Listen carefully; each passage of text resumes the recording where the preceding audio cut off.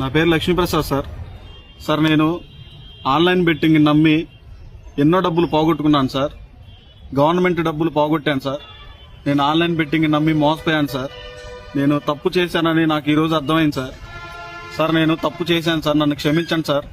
Commissioner గారు నన్ను క్షమించండి సార్. సార్ నాకు ఒక నెల అవకాశం ఇస్తే నేను ఆ డబ్బులు ఎలాగైనా సరే మా అమ్మ మా నాన్నలు బతిలాడుకొని నేను తెచ్చి కట్టగలను సార్. నాకు ఒక అవకాశం ఇవ్వండి సార్. ఈ రోజు నేను చేసిన తప్పు వల్ల నా భార్య పిల్లలు మేమంతా రోడ్డు మీద పడి ఉన్నాం సార్. పిల్లలు 2 రోజుల నుంచి ఏం తినలేదు సార్. ఎన్నో ఇబ్బందులు పడుతున్నాం సార్. సార్ నాకు ఒక నెల అవకాశం ఇప్పించండి సార్. నేను తప్పు తెలుసుకున్నాను సార్. ఈసారి మళ్ళా రిపీట్ చేయండి సార్. నాకు ఒక్క అవకాశం ఇవ్వండి సార్. కమిషనర్ గారు, సార్ కలెక్టర్ సార్, ఒక్క అవకాశం ఇప్పించండి సార్ నాకు. సార్ నేను ఒక నెల నాకు సమయం ఇస్తే నేను ఆ డబ్బులు మొత్తం రిటర్న్ చేస్తాను సార్. రెండోసారి జరగదు సార్ ఈ తప్పు.